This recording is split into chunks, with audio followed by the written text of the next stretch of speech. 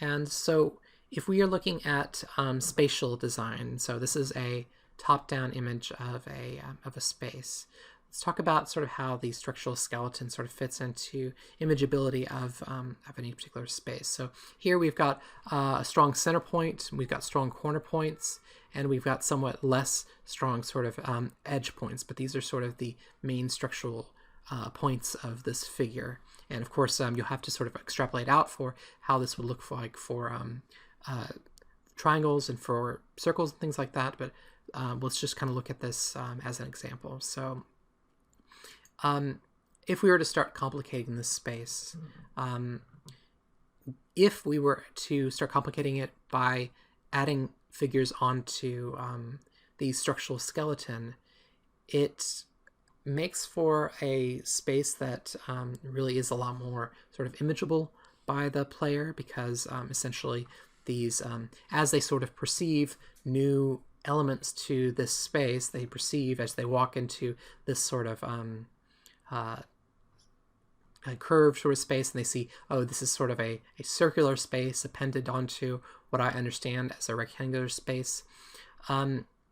They will tend to, in their head, sort of append these figures onto the structural skeleton of a space, so that onto the corner, onto the middle.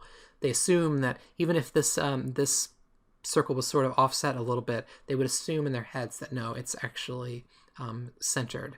And so these are using sort of the midpoints of these edges here. Same could be said for using the corners here. So essentially remembering that sort of using structural skeleton to build out spaces is a lot easier for players to get their head around. And so this is sort of adding structural primitives together, but you could also do the same if you were to subtract. So we can subtract out primitives, and this makes for a very easy to image space. So sort of this adding and subtracting of primitives is sort of what I would call this idea of sort of regular operative shapes. So these are shapes that we are using.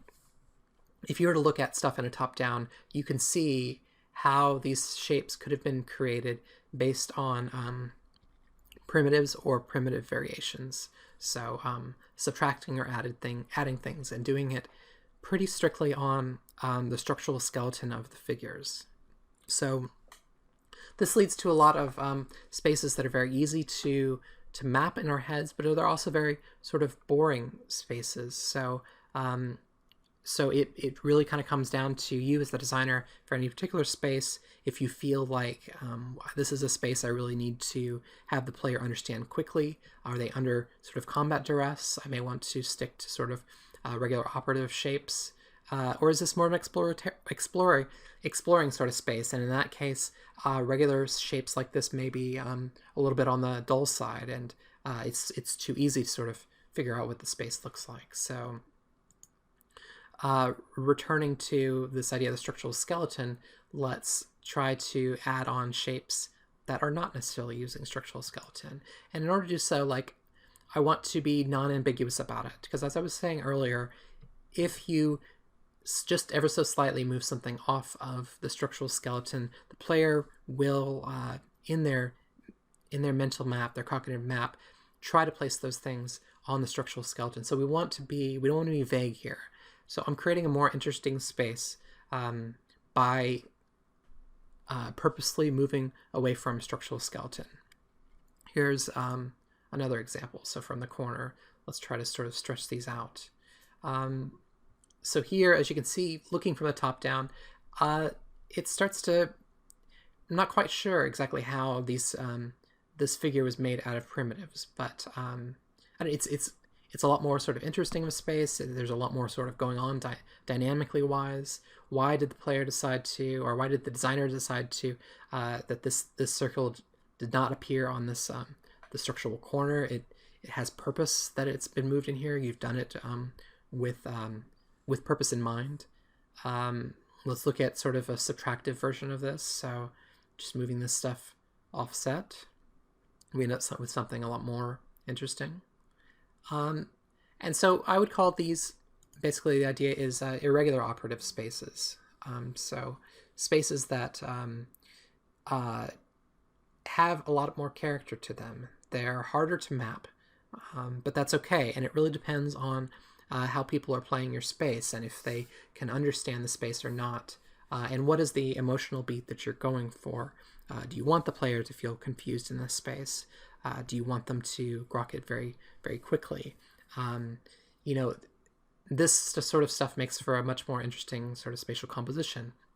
So, you know, if you're going for less I guess essentially if you want something that seems a lot more interesting, a lot more dynamic, a lot more memorable, basically going for a more irregular operative shapes were the way to go. But still, we're looking at, as the player sort of wanders through these spaces, they're going to be able to sort of identify bits and pieces of this as being primitives. So as they come into this area, even though it's not symmetrical, even though this path is much wider than this, and it's doesn't sort of it doesn't seem to make a lot of sense. As they come into this space, they recognize, oh, I'm in a square space. I know this is comfortable to me.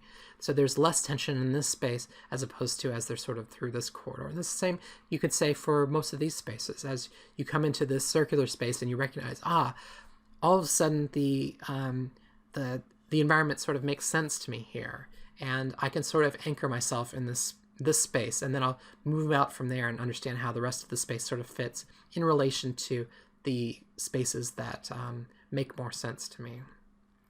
So in irregular sort of organic spaces, you can do sort of the same sort of thing. So imagine these are natural spaces, maybe part of a mountainside, or maybe they're clearing in a forest or something like that. These are all spaces that it's really hard to pick where the primitives are, and so these are going to be areas that are difficult to map, and the player may start to map primitives on their own, but you can, you know, as a designer, help as well by imposing a sense of order. So if you decided that players needed to have a better understanding of this space, for instance, to maybe put some, if this was a forest element or this is a forest space, you could put a sort of a round assortment of like stones in this area to sort of suggest a circular space.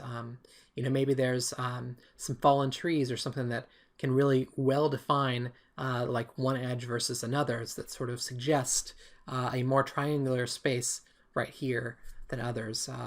So articulating the space, as we've talked about before, can go a long way, and you can even do those in sort of these natural spaces. But the trouble is that when you fall into spaces that are ambiguous, you end up with essentially spaces that are sort of in between one and the other. And so in this case right here, we're looking at when is this a square and when is it just an L corridor?